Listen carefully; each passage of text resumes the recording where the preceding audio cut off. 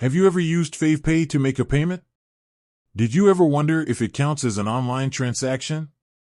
Imagine you're shopping online. You add items to your cart, go to checkout, and enter your payment details. You click place order, and your purchase is complete. That's a classic online transaction. But what about FavePay? Is it the same? FavePay is a popular mobile payment app in Nigeria. It allows you to make payments for various services, including bills, airtime, and even groceries. But does it fall under the category of online transactions? Understanding online transactions. Let's first define what an online transaction is.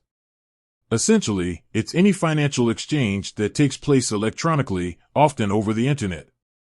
It involves the transfer of funds or data between parties using digital means. FavePay and online transactions. Now, let's examine FavePay. When you use FavePay, you're essentially initiating a digital payment. You're not physically handing over cash or a card. Instead, you're using your smartphone and the FavePay app to complete the transaction. So, based on this definition, it seems like FavePay could be considered an online transaction. After all, it's a digital payment made using a mobile device. Key factors to consider. However, there are a few factors to consider before making a definitive conclusion. Direct internet connection. While FavePay transactions often involve a digital network, they don't always require a direct internet connection. You can sometimes use FavePay offline by storing payment information on your device.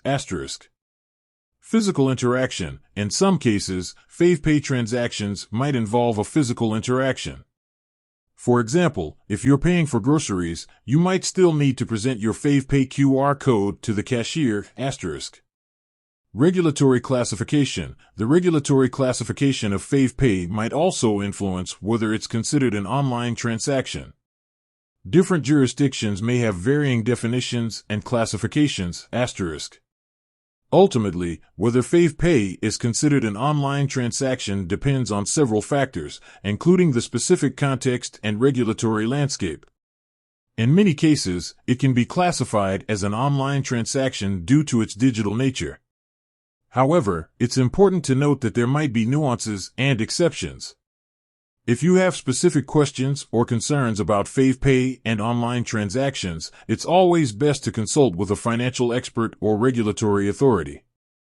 With that said, thanks for watching, and until next time.